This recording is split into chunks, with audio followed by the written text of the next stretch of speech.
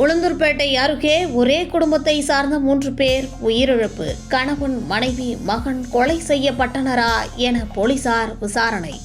உளுந்தூர்பேட்டை அஜிஸ் நகர் அருகே திருச்சி தேசிய நெடுஞ்சாலை அருகில் உள்ள குளத்தில் தாய், மகன் சடலமாக குளத்தில் மிதந்து கிடந்த நிலையில் கணவர் அருகில் உள்ள மரத்தில் தூக்கில் தொங்கியவாறு தற்கொலை செய்து கொண்டனர். முத்து என்பவர் மரத்தில் தூக்கிட்டு தற்கொலை செய்து கொண்டுள்ளார்.